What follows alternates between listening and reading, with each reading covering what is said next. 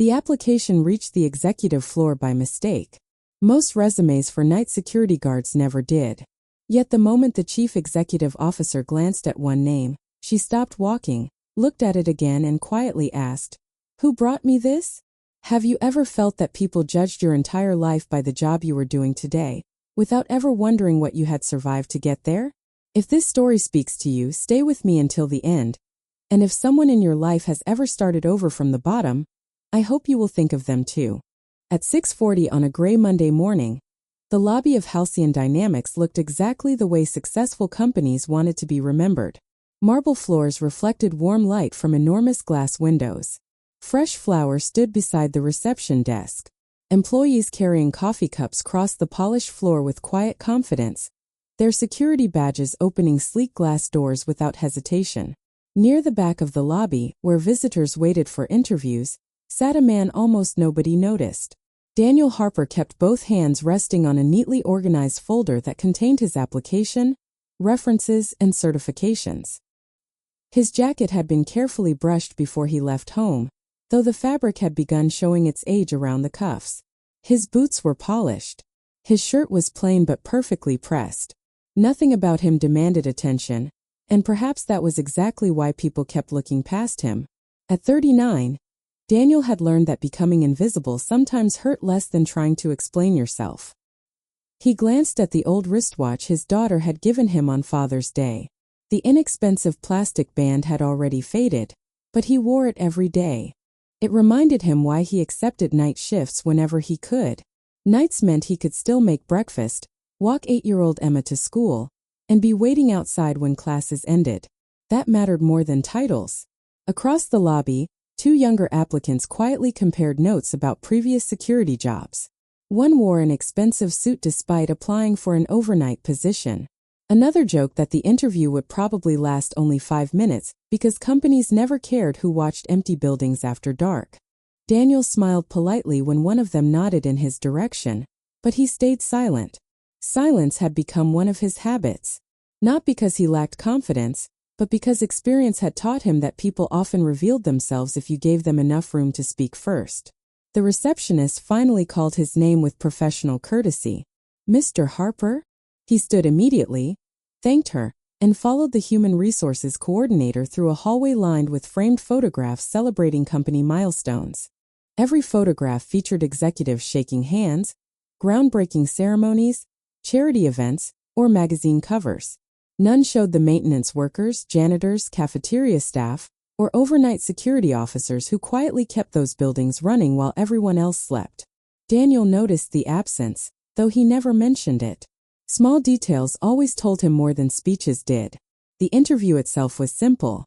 Questions about overnight patrols, emergency procedures, report writing, de-escalation training. Daniel answered without exaggeration, never trying to impress anyone. When asked why someone with his background wanted a night security position instead of pursuing management, he paused for just a second before offering a calm smile. "Right now," he said softly, "I am looking for honest work that lets me keep my promises at home." The coordinator wrote something down but did not ask what promises he meant. She thanked him, accepted his folder, and explained that qualified applicants would receive a phone call within a week. Daniel stood, shook her hand, wished her a pleasant day, and quietly left the building. He never noticed that one sheet inside his folder had become slightly separated while it was being carried down the hallway. 10 minutes later, an executive assistant rushing toward the elevator spotted the loose page, assumed it belonged inside a packet already scheduled for the morning executive briefing, and tucked it into the wrong stack without looking closely. It was a small mistake, the kind of ordinary office error that happened every day in large companies. Upstairs, the board meeting had just ended. Elena Whitmore, the 44-year-old chief executive officer of Halcyon Dynamics, walked briskly toward her office while reviewing documents that required her signature before noon. Investors expected updates. International partners were waiting on conference calls. 3 acquisitions remained under negotiation. Every minute already belonged to someone else.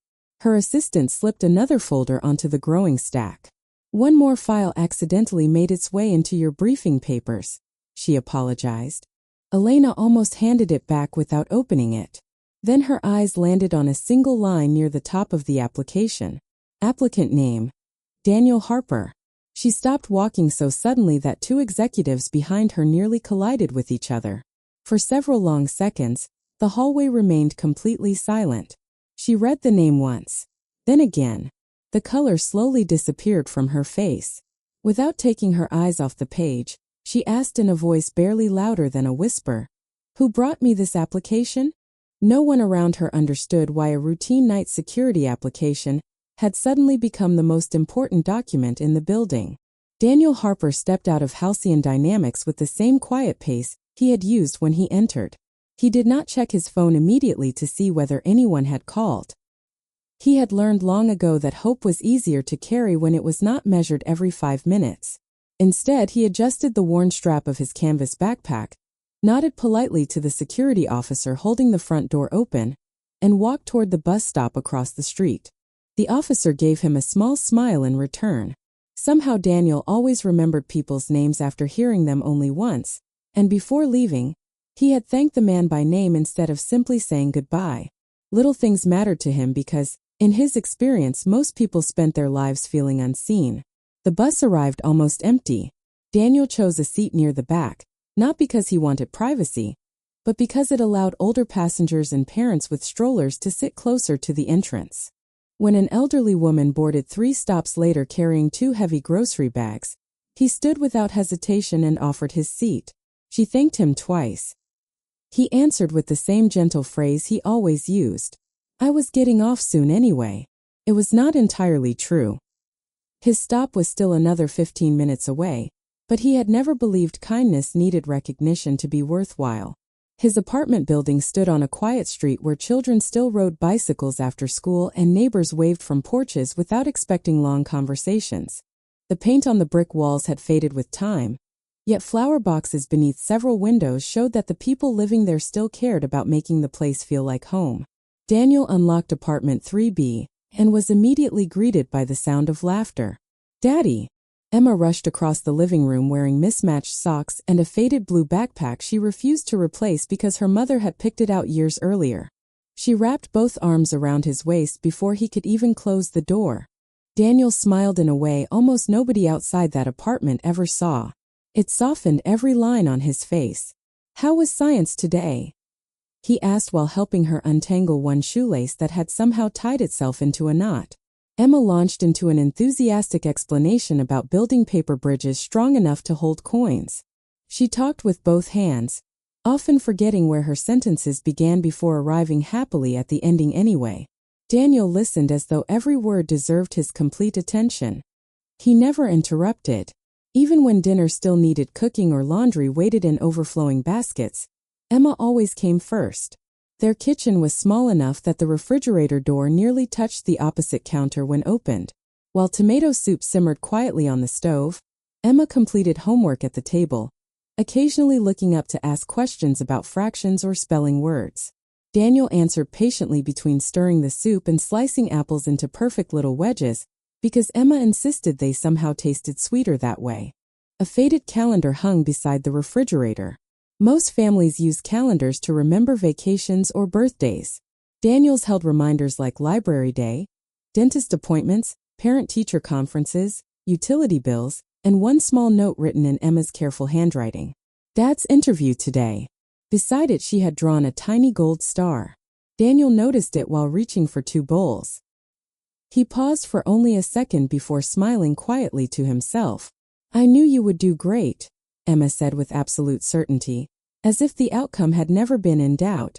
Daniel set her bowl down gently. "I hope they think so too." She tilted her head. "If they don't, then they are missing out." Children often spoke with a confidence adults forgot how to keep. Daniel laughed softly, not because the comment sounded childish, but because it reminded him that someone still believed in him without needing proof. After dinner they washed dishes together. Emma always rinsed while Daniel dried. She sang whatever song happened to be stuck in her head that week, rarely remembering all the words. Daniel never corrected her. Some memories were more valuable because they stayed imperfect. At 7:30 every evening they followed the same routine. Homework was packed away. Lunch for tomorrow was prepared. Emma chose one chapter from a favorite book, and Daniel read until she started finishing sentences before he could. It had become their quiet competition. She usually won. Once she had fallen asleep, Daniel returned to the kitchen table with a small notebook that looked older than Emma herself. Every expense was written carefully in pencil. Rent, electricity, school supplies, bus passes, groceries, medicine. He erased numbers almost as often as he wrote them, searching for ways to stretch another week without sacrificing the things that mattered most. He was never chasing luxury, only stability. Tucked inside the notebook was a photograph taken nearly a decade earlier. It showed Daniel, his late wife Sarah, and a newborn Emma wrapped in a hospital blanket much too large for her tiny face. Daniel looked at the picture for a long moment before placing it back exactly where it belonged. He had never stopped missing Sarah, but grief had changed shape over the years. It no longer shouted.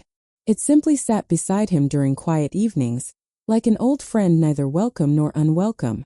Before going to bed, Daniel ironed the same shirt he had worn to the interview, not because he expected another interview tomorrow, but because he believed starting each day prepared was a form of respect, both for himself and for whatever opportunity might arrive next.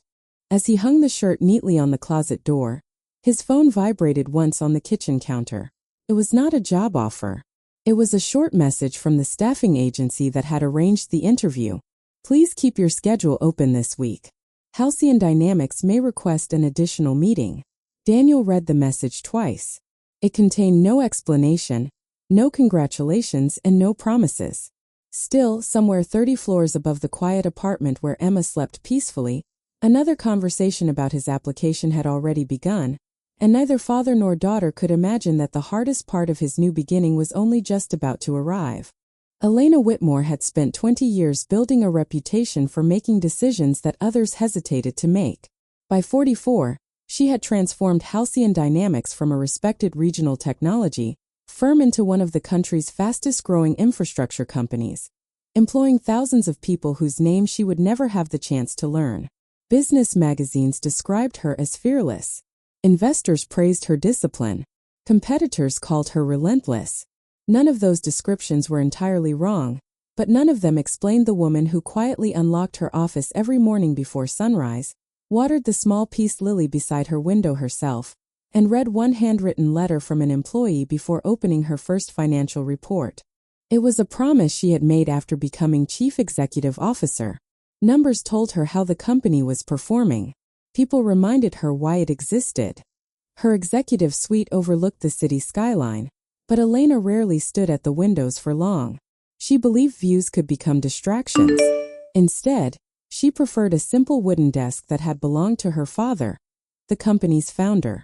It showed faint scratches near the front edge where he had rested his watch every evening before going home. She had refused to replace it, even after the board suggested a more modern office. Some things deserve to age instead of being upgraded.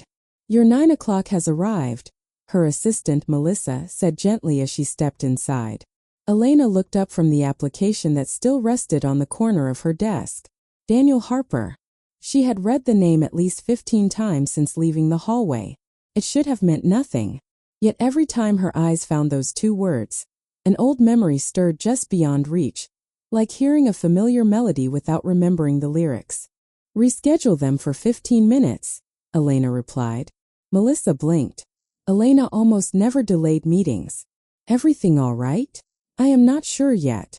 It was an unusually honest answer. After Melissa left, Elena opened the application again. The information itself seemed ordinary.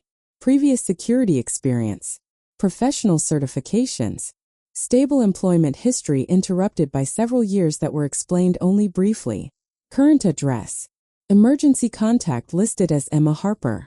There were no prestigious titles, no remarkable accomplishments, nothing that would normally reach the executive floor.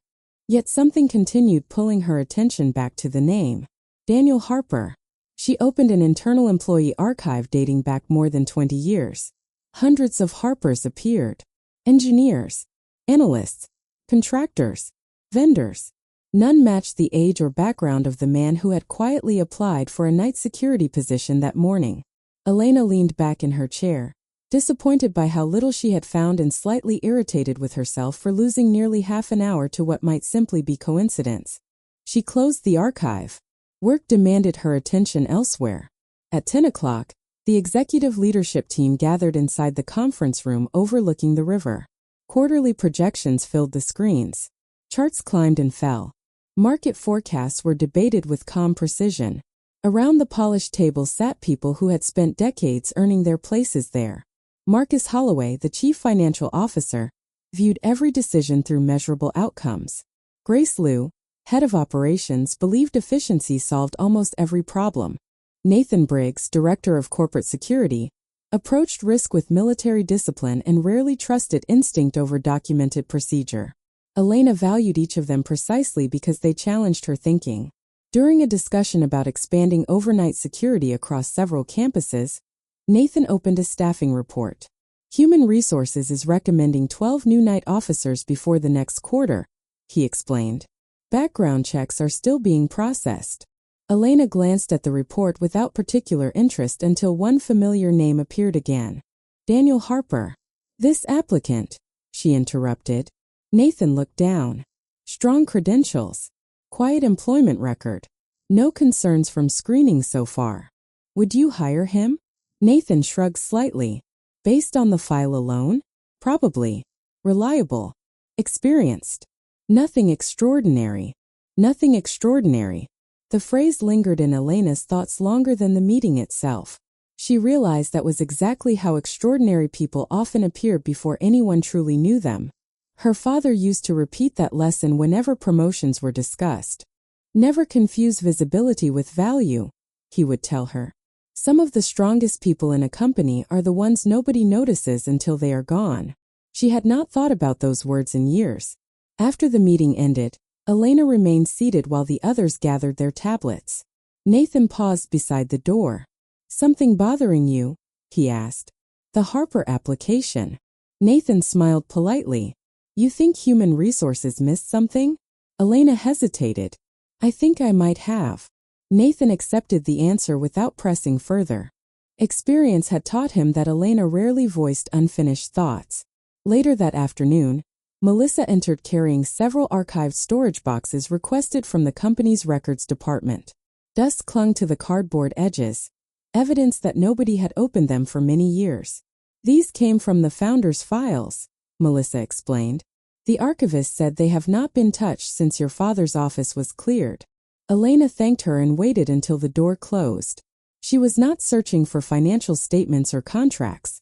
She was searching for a feeling she could not explain.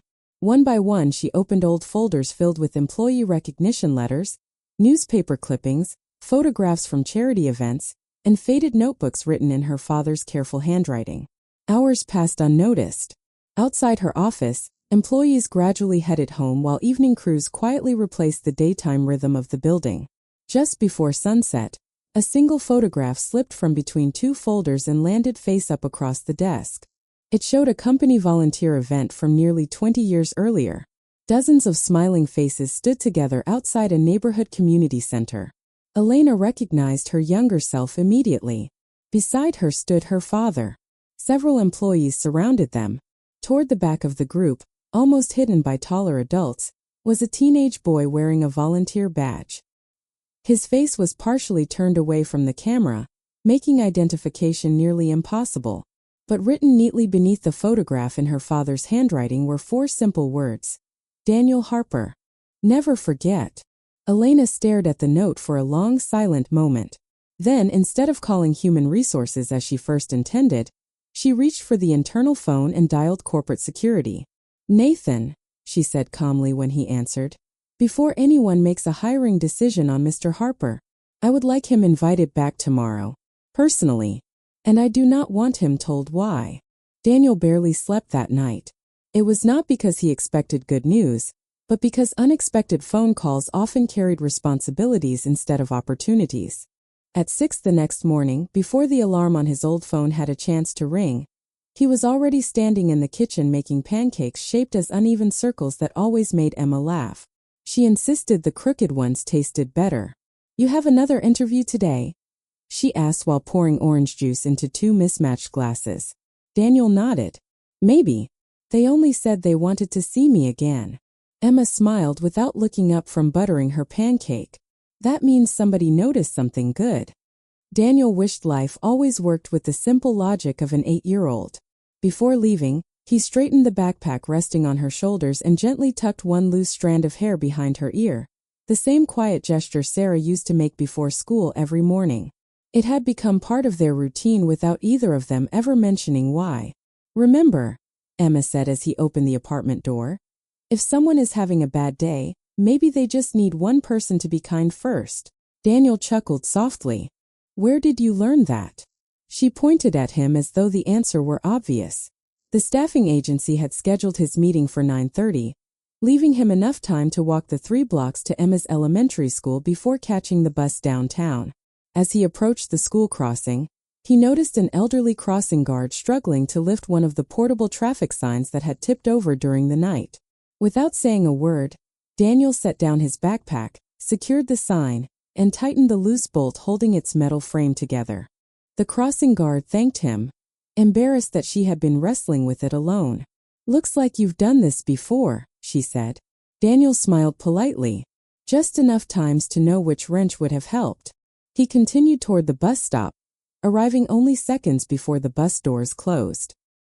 He climbed aboard, apologizing to the driver for making everyone wait, even though the delay had been his own choice. Halcyon dynamics looked different in daylight than it had the morning before. Employees hurried through the revolving doors carrying laptops and conversations about deadlines. Daniel checked in with reception, where a different receptionist greeted him warmly after recognizing his name from the appointment list. Someone from corporate security will be with you shortly, she explained. Corporate security. The word surprised him. His previous interview had been handled entirely by human resources. Perhaps this was standard procedure. Perhaps they wanted additional documentation. He did not speculate. Waiting calmly had become another habit born from years of learning that assumptions often created unnecessary disappointment. While he sat quietly in the reception area, a sudden commotion echoed near the main entrance.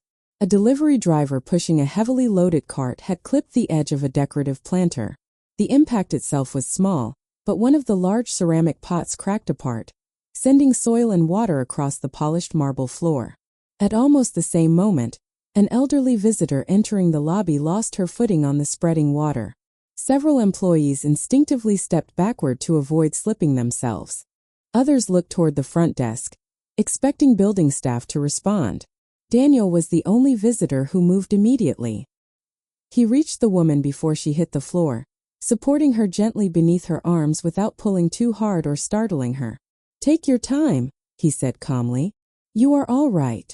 Once she regained her balance, he helped her to a nearby chair before turning back toward the growing puddle. Without thinking about whether it was his responsibility, he asked the delivery driver if anyone had been injured. When the young man shook his head nervously, Daniel simply replied, Good. We can replace a planter. We cannot replace people. He spotted a caution sign leaning against a nearby maintenance closet and carried it into the middle of the wet floor before anyone else crossed the area. Then he found a mop just inside the partially open supply room. One of the receptionists hurried over, looking flustered. Sir, you really do not have to do that. Maintenance is on the way. Daniel smiled. I know. He continued carefully clearing the water nearest the entrance so no one else would fall while waiting for them to arrive. His suit trousers became damp near the knees, and one sleeve picked up streaks of soil, but he seemed not to notice. Several executives walked through the lobby during those few minutes. Most barely glanced in his direction. To them he looked exactly like another maintenance worker taking care of an unexpected mess. The staffing coordinator emerged from the elevator just as Daniel finished placing the broken ceramic pieces safely out of the walkway. She frowned when she noticed the dirt on his clothes. Mr. Harper? Daniel looked up immediately. I am so sorry, she said. Corporate security is waiting upstairs. She hesitated after noticing his appearance. Would you like a few minutes to clean up first? Daniel glanced toward the elderly woman, who was now speaking comfortably with the receptionist, and then toward the maintenance employee who had finally arrived carrying proper cleaning equipment. No, he answered gently. They have already waited long enough. He washed his hands in the nearby restroom, wiped the remaining moisture from his sleeves as best he could with paper towels, and followed the coordinator toward the executive elevators. The faint stain along one cuff refused to disappear. He noticed it only once, then lowered his hand and stopped trying to hide it. There were moments when looking perfect mattered less than doing the right thing. As the elevator doors closed, neither Daniel nor the coordinator realized that the elderly visitor he had helped was no ordinary guest. She quietly remained seated near the lobby window for another minute, watching the elevator rise floor by floor. Only after it disappeared did she reach into her handbag, remove a visitor badge that concealed a second identification card beneath it, and make a single phone call. "I have just met your applicant," she said softly. "You were right to invite him back." She ended the call before revealing her name. Daniel stepped out of the elevator on the 36th floor with one cuff still marked by a faint brown stain and one knee of his trousers darker where the lobby water had reached him. He did not look embarrassed exactly. He looked aware. There was a difference. Embarrassment asked other people for permission to stand tall. Awareness simply accepted the truth and kept walking.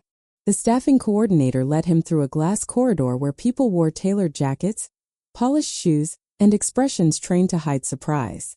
Several employees glanced at him, then looked quickly away. One young analyst whispered something to the woman beside him. Daniel heard only a few words. "Security applicant. Already looks like maintenance." He did not turn his head. He only adjusted the folder beneath his arm and followed the coordinator into a smaller conference room near corporate security. Nathan Briggs was waiting inside with 2 human resources representatives and a tablet open in front of him. He stood when Daniel entered, but his eyes moved immediately to the stains. "Mr. Harper," Nathan said. "Rough morning." Daniel gave a small, respectful smile. A planter broke in the lobby. Someone nearly slipped. One of the human resources representatives looked down at the file. "You were involved in that?" "I helped until maintenance arrived." The answer was simple enough, but the room received it with the caution people reserve for explanations they are not sure they want to believe. The younger representative, a man named Preston Vale, leaned back in his chair. He was perhaps 30, well-dressed, bright, and very aware of the impression he made. "You understand," Preston said, "that when a candidate arrives for an executive-level security screening covered in soil, it raises questions about judgment." Daniel nodded once. "I understand how it looks. And yet you came upstairs anyway. You were expecting me." Preston tapped his pen against the folder. "Most candidates would have asked for a few minutes." Daniel glanced at the faint stain on his sleeve, then back at the panel. A woman almost fell. "I had already used the minutes where they were needed." The room went quiet, not because anyone was convinced, but because no one immediately knew what to do with an answer that was neither defensive nor apologetic. Nathan studied him more closely. His own expression remained controlled, but something in his eyes shifted, as though he had expected a rehearsed applicant and instead found a man who had brought only the truth. The screening began. Work history, emergency response, patrol procedure, incident documentation, conflict de-escalation. Daniel answered each question carefully, never adding drama where facts would do. When asked about gaps in his employment, he explained that after his wife died, he took shorter contracts and overnight work so he could raise his daughter without leaving her with strangers every evening. Preston asked whether that meant his availability might become unreliable. Daniel did not flinch. "It means I plan carefully because someone depends on me." Preston made a note. The scrape of his pen sounded louder than it should have. Then came the misunderstanding that changed the air in the room. A background report showed that 5 years earlier, Daniel had left a private security contractor after a dispute involving unauthorized access to a restricted facility. The phrase looked bad on paper. Preston read it aloud with an edge of satisfaction, as if he had finally found the crack he had been waiting for. Nathan's face hardened. "Explain that." Daniel folded his hands on the table. A loading dock door at a medical research site had been left unsecured during a night shift. I entered the restricted wing after hearing an alarm from inside. "Were you authorized to enter?" Preston asked. "No." "So the report is accurate." "The report is incomplete." Preston smiled without warmth. That is usually what people say when the accurate version is inconvenient. Daniel looked at him for the first time without anger, without challenge, only with a tired patience that somehow carried more weight than either. A refrigeration unit had failed. There were temperature-sensitive samples inside, and the alarm had not been routed properly. I called my supervisor twice. No answer. I made the decision to enter, reset the manual override, and document everything afterward. And yet you left the company. I was asked to resign. Because you broke protocol. Daniel lowered his eyes briefly to the edge of his folder, where his thumb rested against the paper as if keeping himself anchored. Because I chose the loss I could live with. Nobody spoke. Preston seemed almost annoyed by Daniel's refusal to make the moment easier to attack. This is a night security position, Mr. Harper. We need people who follow rules. Daniel nodded. So do I. But not always. Rules exist to protect people and property. When the rule and the reason for the rule separate, someone has to accept responsibility for choosing carefully. Nathan's expression did not soften, but he stopped writing. The older human resources representative, a woman with silver glasses, asked about Emma. Daniel's voice changed when he answered, not becoming sentimental, only gentler around the edges. He explained her school schedule, the neighbor who helped in emergencies, the lunches he packed before dawn, the small routines that kept their life steady. Preston interrupted. So if your daughter calls during an overnight emergency, what happens? Daniel answered immediately. If it is a true emergency, I notify my supervisor and follow procedure. If it is not, she knows I will call back when it is safe. And an 8-year-old understands that? A flicker of hurt crossed Daniel's face so quickly most people would have missed it. Nathan did not. Daniel replied. She has had to understand more than most children should. For the first time that morning, Preston looked slightly away. But the damage had already landed. The interview ended without warmth. Nathan thanked Daniel for coming in and told him they would review the file. Preston gathered the papers with a crisp finality that sounded almost like a verdict. As Daniel stood, the silver-glassed representative noticed he had left a small folded sheet beside his chair. Mr. Harper, she said, you forgot this. Daniel turned back. It was Emma's Gold Star note from the calendar, tucked accidentally into his folder after he had reviewed expenses the night before. Dad's interview today. In a child's careful handwriting. Daniel accepted it gently, as though it were something breakable. Thank you, he said. He placed it inside his jacket pocket and left without asking whether he still had a chance.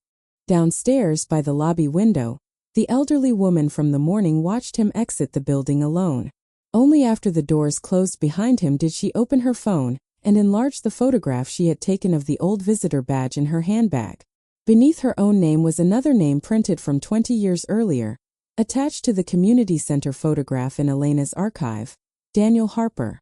Daniel left the Halcyon Dynamics building the same way he had entered it that morning, with steady steps and quiet shoulders. No one stopped him. No one rushed after him with good news or a second chance. The revolving glass doors turned once, then settled back into their endless rhythm, welcoming one stranger while another disappeared into the flow of the city. The afternoon sky had turned pale beneath a blanket of slow-moving clouds. It was the kind of light that softened sharp edges, making office towers appear less imposing and ordinary people easier to overlook. Daniel paused only long enough to button his jacket against the cool breeze. Inside the pocket, he could still feel the folded piece of paper Emma had slipped into his folder without telling him. He pressed his fingertips against it for a second, almost unconsciously, before continuing toward the bus stop. The bus was crowded with people carrying the invisible weight of another workday. Some stared at their phones. Others rested their heads against the windows, watching familiar streets pass without really seeing them. Daniel stood near the rear door, one hand wrapped loosely around the overhead rail. Every time the bus slowed, he shifted slightly so an elderly passenger or a mother holding a toddler would have a little more room to keep their balance. Nobody thanked him. He did not expect them to. Small acts of consideration had become less like decisions and more like breathing. Across town, Emma's school day had ended nearly an hour earlier. She sat quietly at the apartment's small kitchen table under the watchful eye of Mrs. Alvarez, the retired nurse who lived across the hall. Colored pencils lay scattered around an unfinished drawing. It showed a tall man standing beneath a bright yellow moon wearing a Navy security uniform much too neat for a child to draw from memory. Above him she had carefully written 3 words in uneven block letters. "My brave dad." Mrs. Alvarez smiled when she noticed the picture. "Do you think he'll get the job?" Emma did not even look up from the page. "I don't know." Her answer carried no sadness, only honesty. She colored the tiny silver badge on the uniform with slow, careful strokes before adding, "But even if they say no, he'll still be him." Mrs. Alvarez lowered her eyes for a moment. After 40 years as an emergency room nurse, she had met surgeons, lawyers, executives, police officers, and elected officials. Very few impressed her as much as the quiet father across the hall, who always carried groceries for neighbors before carrying his own. Daniel arrived home just before 5. The apartment smelled faintly of cinnamon because Mrs. Alvarez had baked bread that afternoon and insisted every family on the floor take a loaf. Emma ran to the door as always. She never asked first whether he had gotten the job. She hugged him first. Questions could wait. People could not. Daniel smiled, though it carried more weariness than yesterday. Emma noticed, but she had inherited another habit from her father. She understood that love did not always need words. While Daniel changed into an old gray sweater, she quietly set 2 bowls on the kitchen table without being asked. Dinner was simple. Vegetable soup, slices of warm bread, and apple slices arranged in the uneven fan shape Daniel always made because Emma insisted they tasted sweeter that way. The conversation drifted naturally from spelling tests to library books to whether squirrels remembered where they buried every acorn. Neither of them mentioned halcyon dynamics until the dishes had already been washed. Emma dried the last plate before asking softly, "Do you think they liked you?" Daniel rested the towel across the counter and thought for a moment. "I think they are trying to make a careful decision." She accepted the answer, though she understood it probably meant something more complicated. "Sometimes careful takes longer," she said. Daniel nodded. "Sometimes it should." After Emma finished her homework, they walked together to the neighborhood library, as they did every Wednesday evening. The librarian greeted them by name before they reached the front desk. Daniel always returned every book on time, repairing torn dust jackets with clear tape before bringing them back. Once, months earlier, Emma had accidentally spilled juice on a borrowed book. Daniel had quietly purchased a replacement copy before anyone could ask him to. The librarian never forgot. That evening, Emma disappeared into the children's section, while Daniel wandered slowly through the history shelves. He never borrowed books about success or leadership. Instead, he found himself drawn toward biographies of ordinary people whose names history almost forgot. Men and women who had spent decades doing quiet work that changed someone else's life without expecting recognition. He opened one weathered hardcover near the middle and smiled at a sentence underlined by a previous reader many years ago. "Character is what remains when applause has ended." He closed the book gently, as though afraid the words might fall out. Outside, twilight settled over the neighborhood with the comforting predictability of familiar seasons. Porch lights blinked on one by one. Sprinklers hissed softly across narrow front lawns. Somewhere nearby, a wind chime answered the evening breeze with slow metallic notes. Daniel and Emma walked home side by side without needing to fill the silence. She occasionally slipped her hand into his for no reason other than it still fit comfortably there. Back at Halcyon Dynamics, the executive floors had grown unusually quiet. Most offices stood dark except for a handful where lamps cast warm circles across polished desks. Nathan Briggs remained inside corporate security, reviewing the day's interview reports. He had intended to finish quickly before driving home, but his attention kept returning to Daniel Harper's file. The background report remained unchanged. The interview notes remained unchanged. The recommendation forms remained unchanged. Yet something refused to settle. Nathan replayed the conversation in his mind, remembering how Daniel never argued, never blamed, never exaggerated. More importantly, he remembered what happened before the interview officially began. A candidate worried about appearances would have walked past the fallen woman in the lobby. A candidate desperate for a job would have protected his suit before protecting a stranger. Daniel had done neither. Nathan opened the internal incident log from that morning. The maintenance report confirmed the broken planter. Security cameras confirmed the elderly visitor nearly slipping. The timestamp showed Daniel reached her several seconds before anyone else moved. Nathan leaned back in his chair and looked through the office window toward the darkening city. For years he had trusted paperwork because paperwork rarely carried emotion. But people did. Quietly, almost against his own instincts, he reached for Daniel Harper's file one more time. This time he was no longer searching for what might be wrong with the applicant. For the first time, he found himself wondering whether everyone inside the building had been asking the wrong questions from the very beginning. Nathan Briggs rarely changed his mind overnight. 23 years in military police and another 11 in corporate security had taught him that instincts could save lives. But evidence protected everyone. He respected both. That was why Daniel Harper's file remained open on his desk long after every other interview packet had been filed away. The papers themselves had not changed. Yet somehow they no longer told the same story. Nathan leaned forward and replayed the lobby security footage once more. The recording showed exactly what everyone else had already described. A ceramic planter shattered. Water spread across the marble floor. Employees stepped back. Daniel stepped forward.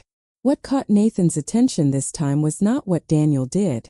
It was what he refused to do. He never looked around to see who was watching. He never glanced toward the cameras. He never hurried afterward as if expecting recognition. The moment the elderly visitor was safely seated, Daniel quietly returned the mop, thanked the receptionist, and walked toward his interview as though nothing unusual had happened. Nathan paused the video. People usually revealed themselves most honestly when they believed nobody important was paying attention. At almost the same moment, Elena Whitmore sat alone inside her father's old office, the faded photograph resting beside the application that had somehow found its way to her desk. The words written beneath the picture continued to occupy every quiet corner of her thoughts. Daniel Harper. Never forget. Her father had not been a man who wrote reminders without reason. Every note inside his files had earned its place. Elena reached for one of the worn leather journals recovered from storage earlier that afternoon. Most pages contained meeting notes, sketches of factory expansions, handwritten speeches, and lists of employees celebrating 20 or 30 years with the company. Then, nearly halfway through one notebook, a folded newspaper clipping slipped onto the desk. The headline itself meant little after 2 decades. A neighborhood community center had narrowly avoided closing after anonymous volunteers rebuilt part of the aging facility over a single weekend. What mattered was the article beneath the photograph. Elena read slowly. Among the youngest volunteers was local high school student Daniel Harper, who organized classmates after learning the center had lost its funding. When recognition was offered, Harper declined to speak, saying only that children needed the building more than he needed credit. Elena closed her eyes for a long moment. Suddenly another memory surfaced. She had been 23, fresh out of graduate school, distracted by expansion plans and investor meetings. She remembered visiting that community center with her father, though only in fragments. She remembered a teenager repairing broken shelves while younger children laughed nearby. She remembered offering to reimburse him for supplies after learning he had spent his own savings. And she remembered her father quietly stopping her before she reached for the company checkbook. Some people, he had whispered that afternoon, protect their dignity by earning, not accepting. She had forgotten the young man's face. She had never forgotten her father's lesson. She simply had not realized they belonged to the same person. A soft knock interrupted her thoughts. Melissa entered carrying a small envelope. "This was delivered from reception," she explained. "The visitor from yesterday asked me to give it only to you." Elena opened it carefully. Inside was a handwritten note from Eleanor Brooks, former chairwoman of the city's Community Family Foundation. The same elderly woman Daniel had caught before she fell. The note was short. "Elena, I recognized him before he recognized me. 20 years ago, after my husband passed away, I nearly closed the community center because we had no volunteers left. Your father introduced me to a 17-year-old who arrived every Saturday before sunrise and left after everyone else had gone home. I once tried to pay him. He thanked me and asked whether I could instead buy new books for the children. Yesterday morning he still behaved exactly the same way. Please do not judge him by the position he applied for. Judge him by the person he has quietly remained all these years. Elena folded the letter with extraordinary care. There was no dramatic revelation, no hidden fortune, no secret executive title, no forgotten inheritance. The truth was somehow more powerful than any of those things. Daniel Harper had not changed identities. The world around him had changed while he had remained the same. The same young man who quietly served others before himself had become a father who still did exactly that, whether anyone noticed or not. Across the building, Nathan finished reading an archived incident report he had requested from Daniel's former employer. The summary matched the background screening. Daniel had entered a restricted medical facility without authorization, but the full report, buried several pages later, included a recommendation that never appeared in the hiring database. The refrigeration failure Daniel prevented would have destroyed years of university research funded by children's cancer foundations. Internal investigators later concluded that his decision likely preserved irreplaceable medical samples. Company attorneys nevertheless advised disciplinary action because policy had technically been violated. Daniel accepted the resignation request without public complaint or legal challenge. Nathan slowly removed his glasses. "You chose the consequence," he murmured to himself, remembering Daniel's words. "Because it was the loss you could live with." For the first time in many years, Nathan felt something uncomfortably close to regret. Not because Daniel had answered questions poorly, because everyone in the room, himself included, had spent hours examining whether Daniel deserved the company, while almost nobody had asked whether the company deserved Daniel. Late that evening, Elena stood alone beside the large windows overlooking the city lights.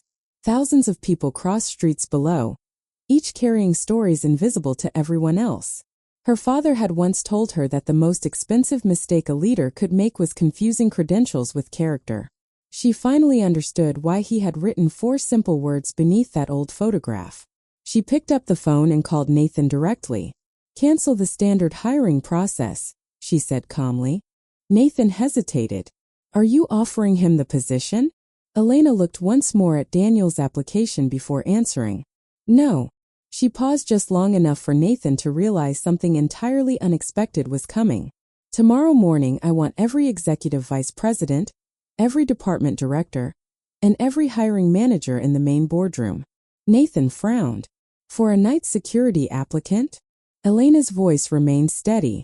"Not for the applicant." She gently placed her father's journal beside Daniel's file. "For a lesson I should have remembered years ago.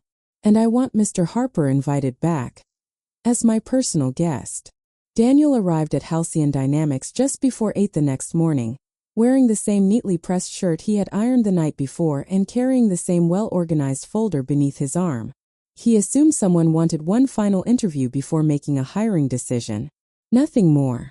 When the receptionist smiled and said, "Good morning, Mr. Harper. The Chief Executive Officer is expecting you," he thought she had simply misspoken. "I believe there must be some mistake," he replied politely. "I am here regarding the night security position." The receptionist returned the smile. "No mistake, sir." Daniel hesitated only long enough to thank her before following Melissa toward the executive floor. The boardroom doors stood open. Around the long walnut table sat department directors, vice presidents, senior managers, Nathan Briggs, the human resources team, and several executives who had passed Daniel in the lobby the previous day without giving him a second glance. Conversations faded as he entered. Daniel stopped near the doorway, uncomfortable with so many eyes fixed on him. He quietly waited for someone to tell him where to sit. Elena Whitmore rose before anyone else spoke. She walked around the length of the table instead of remaining at the head where every chief executive naturally belonged. The room watched in complete silence as she stopped directly in front of Daniel. For several seconds, neither of them said a word. Then Elena extended her hand. "Mr. Harper," she said, "before we discuss any position in this company, there is something I owe you." Daniel accepted the handshake with quiet respect. "Yesterday," Elena continued, "everyone in this room examined your qualifications. Almost none of us examined our own assumptions." She turned toward the executives, "Including me." Nobody interrupted. Preston Vale lowered his eyes toward the polished table. Nathan remained perfectly still. Elena lifted the faded photograph from her father's journal so everyone could see it. 20 years ago, my father wrote 4 words beneath this picture. She read them slowly. Daniel Harper. Never forget. She placed the photograph beside Daniel's application. Then she held up Eleanor Brooks' handwritten letter. Yesterday, before his interview, Mr. Harper stopped to help a stranger he believed he would never see again. He arrived here with dirt on his sleeve because he chose another person's safety over his own appearance. She looked around the room. 20 years ago, he did exactly the same thing for children at a community center. 5 years ago, he accepted the loss of his own job after making a difficult decision that protected medical research intended for sick children. Different years. Different places. The same man. The room remained silent, but it no longer felt like the silence of uncertainty. It felt like the silence people fall into when confronted with a truth they wished they had recognized sooner. Elena stepped back toward Daniel. Character, she said softly, does not appear in a résumé. We were looking for experience. We should have been looking for integrity. She reached into a folder Melissa had placed beside her chair and removed a new employee identification badge. Across the top, beneath the Halcyon Dynamics logo, it read simply, Daniel Harper, Night Security Officer. Elena offered it to him with both hands instead of sliding it across the table. It was a small gesture, but every executive in the room understood what it meant. Respect was not demonstrated only through words. It was shown in posture, in humility, and in the willingness to meet another person as an equal. Daniel accepted the badge carefully. He looked at it for a moment before raising his eyes. Thank you, he said. I hope I can earn your trust. Elena smiled gently. Mr. Harper. She shook her head almost imperceptibly. You already have. The person still earning something today is me. Preston slowly stood from his chair. Nobody had asked him to. He looked directly at Daniel, no longer carrying the confidence that had filled yesterday's interview. I judged the stain on your sleeve, he admitted quietly. I never asked how it got there. Daniel's expression remained kind. We all miss part of the story sometimes. There was no trace of bitterness in his voice, no satisfaction at being proven right. Only the calm acceptance of someone who had long ago decided that carrying resentment weighed more than carrying forgiveness. Nathan crossed the room next. From inside his folder, he removed the background report that had dominated yesterday's interview. Without speaking, he placed the full investigative report beside it, allowing everyone to see the pages that had never appeared in the hiring summary. We relied on an incomplete record, he said. That was our failure, not yours.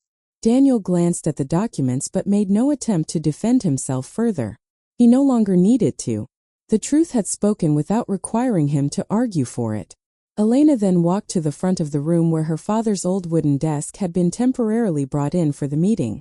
She rested one hand against the faint scratches near its edge, the place where her father had once laid down his watch every evening before going home. This desk stayed because I believed it reminded me of my father, she said quietly. Today I realized something else. It reminds me of the kind of leader he expected me to become. She turned toward the executives. Effective immediately, every executive vice president, including me, will spend one overnight shift each year working alongside our night security, maintenance, and custodial teams. We will never again make decisions about people whose work we have never taken the time to understand. Several heads lifted in surprise. No one objected. They knew this was not a symbolic announcement. Elena intended to keep it. Daniel looked toward the large windows overlooking the city. Morning sunlight had finally broken through the clouds that had covered the skyline for days. Its reflection stretched across the polished floor until it reached the worn shoes he had carefully polished before every interview, every shift, every ordinary day. The same shoes that had carried him to bus stops, school crossings, library visits, and community centers. The same shoes that had never once carried him away from someone who needed help. As the meeting quietly came to an end, Elena noticed the small folded note slipping from Daniel's jacket pocket when he reached for his folder. She recognized the uneven handwriting immediately. Dad's interview today, followed by a carefully drawn gold star. She smiled without saying a word. Outside the boardroom windows, The first rays of morning settled gently across the city, while somewhere only a few miles away, a little girl who still believed her father could do anything was getting ready for school, completely unaware that the world had finally begun seeing him the way she always had. 3 months later, Halcyon Dynamics looked exactly the same from the outside. The glass tower still reflected the morning sun. Executives still hurried through the revolving doors with meetings waiting on their calendars. Deliveries still arrived before dawn, and the city still woke one commuter at a time. Yet for the people inside the building, something quiet had changed. It began every evening at 6:45, when Daniel Harper arrived 15 minutes early for his shift, just as he always had. He checked each entrance with patient care, greeted the daytime receptionist by name before she headed home, and walked the first security round with the same steady pace that had once carried him into a building where almost nobody noticed him. The only visible difference was the small identification badge resting neatly over his heart. It simply read, Daniel Harper, Night Security Officer. He never asked for a larger title. He never needed one. One evening, a newly hired intern accidentally dropped an entire box of project files across the lobby floor. Before she could kneel to gather them, Daniel was already helping, carefully arranging each folder in order instead of simply stacking them. Thank you, she said nervously. I know you are probably busy. Daniel smiled. Helping is part of the job. She assumed he meant security. He meant life. Upstairs, Elena Whitmore kept her promise. Once every month she worked part of an evening alongside employees most executives rarely met. She learned how custodians planned their routes so conference rooms would be ready before sunrise. She watched maintenance technicians solve problems that never appeared in quarterly reports. She joined Daniel on several quiet patrols through empty hallways where office lights reflected softly across polished floors. During one of those walks, she asked him a question she had wanted to ask since the boardroom meeting. Did you ever feel angry? Daniel thought for a long moment before answering. Sometimes disappointed. He looked through the windows toward the sleeping city below. But carrying anger home would have meant Emma carried it too. Elena nodded slowly. She understood. Leadership shaped buildings. Parenthood shaped hearts. Several weeks later, Nathan Briggs quietly revised the company's hiring handbook. One new sentence appeared near the beginning of every interview guide. It was simple enough to be overlooked by anyone reading too quickly. Evaluate character with the same discipline used to evaluate credentials. Nathan never signed his name beneath it. He knew exactly where the lesson had come from. Preston Vale changed as well, though in smaller ways that only careful observers noticed. He began arriving earlier for interviews, greeting applicants personally instead of reading files before meeting people. He stopped judging worn jackets before hearing honest answers. Every now and then he caught himself preparing an assumption, remembered a faint stain on a sleeve, and chose instead to ask one more question. At home very little changed, which was exactly how Daniel wanted it. Wednesday evenings still belonged to the neighborhood library. Saturday mornings still meant pancakes that refused to become perfect circles. Emma still insisted apple slices tasted sweeter when her father cut them into uneven little fans. One Friday afternoon she came home carrying a school assignment called My Hero. Daniel expected astronauts, firefighters, or famous athletes. Instead, she handed him a folded sheet of paper decorated with tiny gold stars. In careful handwriting she had written, "My dad helps people even when nobody is watching. He says being kind is never a waste of time." Daniel read the page twice before quietly placing it beside the photograph of Sarah that rested on the kitchen bookshelf. There was enough room for both. On the first anniversary of her father's passing, Elena visited his old office alone. Before leaving, she placed the faded community center photograph back inside his journal. This time she added her own note beneath his 4 familiar words. "Thank you for reminding me what leadership looks like." She closed the journal gently and smiled toward the scratches on the old wooden desk where his watch had once rested every evening. Some lessons arrived too late for apologies but never too late for change. One cool autumn morning, Daniel walked Emma to school as sunlight filtered through rows of maple trees whose leaves had begun turning gold. Before running toward the entrance, Emma reached for his hand one last time. "Dad." "Yes." She looked up with the same certainty she had carried since the beginning. "I told you they would notice something good." Daniel laughed softly, The kind of laugh that comes only after carrying heavy things for a very long time. You did. They hugged, and Emma disappeared through the school doors with her faded blue backpack bouncing lightly against her shoulders. Daniel waited until she waved from the hallway window before turning toward the bus stop, where another ordinary workday was waiting. The morning sun caught the small silver badge on his jacket for just a moment before the light settled across the sidewalk ahead of him, as though quietly opening the path one step at a time. Sometimes life does not reward the loudest voice or the highest title. Sometimes it simply waits for the right moment to reveal the quiet strength that has been there all along.